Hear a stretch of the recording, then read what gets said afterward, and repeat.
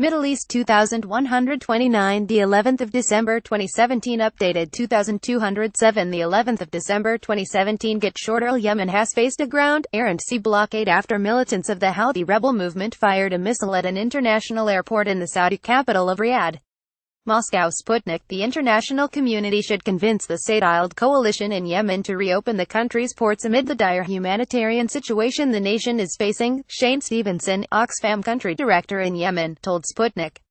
The Saudiled coalition against Houthi insurgent movement in Yemen said it was closing the country's ground, air and sea ports to halt alleged arms deliveries to Houthis from Iran. The step was made after an alleged ballistic missile attack against Riyadh from Yemen. Following the move, UN humanitarian chief Mark Lowcock warned that the blockade might result in the largest famine in the world in many decades, bringing millions of victims. Stevenson said the international community has to find a quick solution to bring food, fuel, and medicine into the country, as every day counts. Before the blockade, 17 million Yemenis have already been considered food insecure, Stevenson continued. Of them, 6.8 million, or a quarter of the country's population, have been severely hungry, he added. The blockade now not only prevents any humanitarian aid to be delivered to Yemen, but will also lead to further increase of food prices beyond the purchasing power of the average Yemeni, greatly worsening the food insecurity situation. If the blockade persists, the country could imminently collapse into famine, particularly in rural areas, Stevenson pointed out. The Oxfam representative called the worsening Yemeni situation the worst humanitarian crisis in the world, echoing statements of EU Humanitarian Aid and Crisis Management Commissioner Christos Stylianides, as well as UNICEF and other international organizations.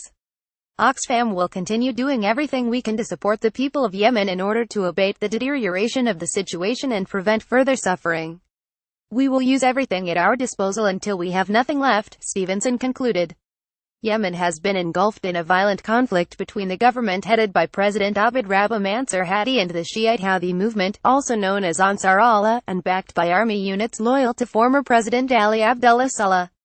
Since March 2015, the Saudiled coalition of mostly Persian Gulf countries has been carrying out airstrikes against the Houthis at Hadi's request.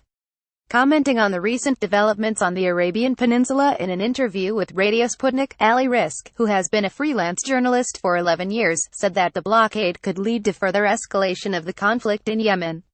Carl Chambry, regional media advisor in the Middle East with the Norwegian Refugee Council, has also spoken about the Yemeni blockade with Sputnik, saying it not only resulted in the deterioration of the humanitarian situation in the war-torn country but also resulted in an increase in fuel prices. The spokesperson for the Near and Middle East with the International Committee of the Red Cross, Yolanda Jacquemet, has also warned of dire consequences that the blockade may bring, saying that if it lasts for more than a few days it will have a catastrophic effect on Yemeni civilians.